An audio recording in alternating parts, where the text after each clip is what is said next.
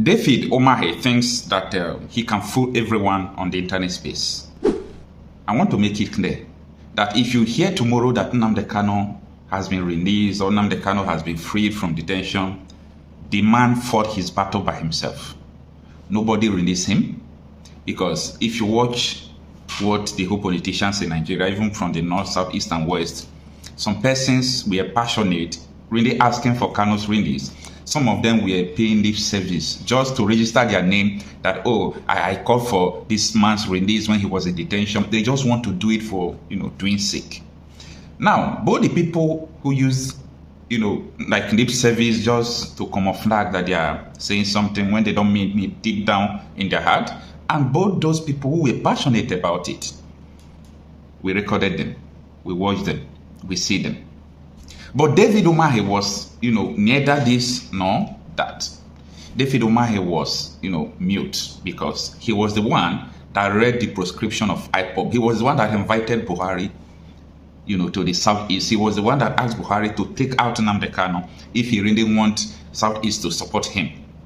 Now, with the wave of 2027 general election, when coalition is forming, David Umahi is coming out to say that they are going to, negotiate with Tinubu to release Nnamdi Kanu.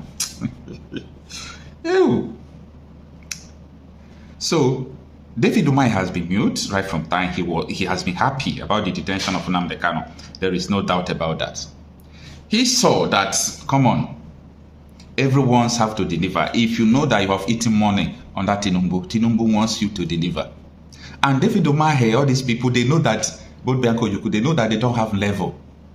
Southeastern part of the country, most of them are not interested to vote. But people who want to vote has a pattern of voting. So if you like, do whatever you want to do. If they say they are not voting for you, they are not voting for you. So what David Umahi is trying to do now is medicine after death. Anybody who says, oh, tomorrow that cannot be released, you are wasting your time, because the man has fought his battle already. Where were you when he was kidnapped? Oh, I forgot that they were part of the people who planned the kidnapping. Where were you when he has been in detention right from time? Now that you people saw that you need people, you are talking about his release. According to Wike, foul. So all those things they are doing, we know all of them. We know all those tricks. So I'm surprised to see when Vanguard News reported that federal government willing to negotiate Kanu's release. That the federal government of Nigeria is now willing to negotiate Kanu's release. For what? Men are not negotiating anything. You people should leave it there. I thought you people were flexing muscles going to court. Imagine David Umahi saying that it was not, it was not Tinubu that arrested Nnamdi Kanu. It was not Tinubu that detained Nnamdi Kanu. So we should not even put it on Tinubu. Oh, was it Tinubu that detained the Military leader? He released him. And so many other people that Tinubu just dropped their case. But when it comes to the case of Nnamdi Kanu, he was mute.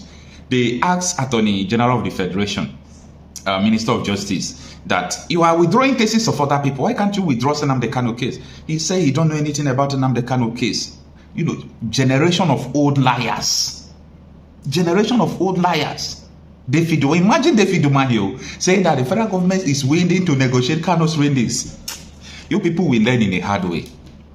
You people will learn in a hard way. You see, nothing lasts forever, including the power, your position. Nothing lasts forever. So David Umahi has already seen his end. When I mean his end, the end of the power that intoxicates them.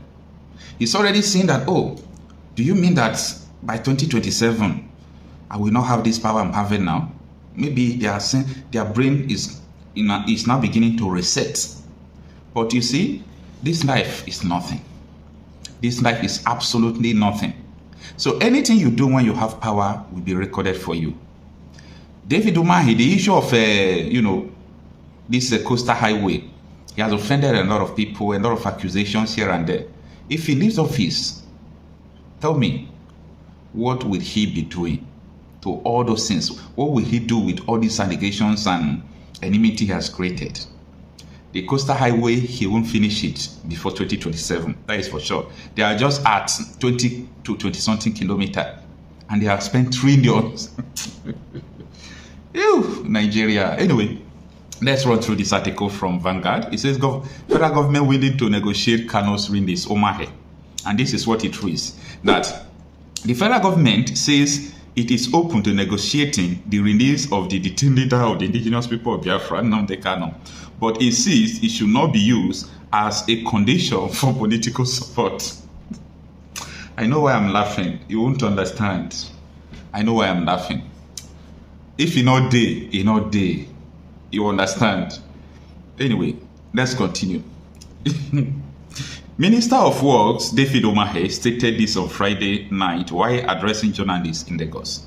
He dismissed reports suggesting that the Southeast was making Kanu's release a prerequisite for backing President Bola Tinubu's administration. And this is what happened in quote. Somebody asked me about Nnamdi Kanu and said his matter is not a condition for the Southeast to support Tinubu. We are willing to negotiate his release, but no one should make it a condition because the president did not put him there, Omahe said. Anyway, the president did not put him there. Then, the president, why is he keeping him there if he did not put him there? If you are not responsible for someone's detention, you let him go. And as I said before, if Nnamdi Kanu is released today, no one will claim the glory. The man fought the battle. We saw everything that transpired, how he fought in the courtroom, do everything. In Kenya, the case was also going on. He won his case there. Nnamdi Kanu has been winning his case in the court. Federal High Court Umuahia, Federal High Court Enugu, Appeal Court Abuja. So he has been winning all the cases that has been in court. He has been winning it. So maybe one day someone will come out now and say, yes, we negotiated for Kanu's release. Thunder will fire that person that day. Thunder will fire the person that day. So Nnamdi Kanu is fighting his battle by himself. Now, the minister, the article continues, who hailed Tinubu for his performance in office so far, said the president is a listening leader and expressed belief that Kanu's release will eventually come through divine grace and dialogue, not pressure or political demands. President Tinubu may not be perfect, but he is doing most things right. Now, if, for example, we are living in a sane country, I will rate Tinubu like 20%, which is total failure. Hardship, insecurity, unemployment, to mention but few. Naira depreciation, everything. The country is in dilemma if Nigeria was supposed to be a safe country. But I don't blame Tinubu very well because I also know and understand that Nigeria is programmed to fail. That whoever comes to the office of the president might try, economically and all those things, but the person will not be able to totally put Nigeria in place. Never. Because something must be done for Nigeria to become a place. He said that together or not together, but something must be done. And that was the reason why Ojukwu and Gowon met at Apuri town in Ghana. Clearly, all of the Eastern region's demands, which included greater political autonomy, greater control over the revenue from the Southeast oil deposits, and also a restructuring of the Nigerian army in a way that devolved powers to the regions and got rid of the unfair recruitment quota system, which had allowed for a disproportionately large number of northerners to join the Nigerian army. Although many still debate what exactly was agreed at this meeting, General Ojukwu left Aburi fully convinced that Gowon had accepted all of the Eastern region's demands. This controversial agreement, known today as the Aburi Accord, was not honored by the Gowon administration.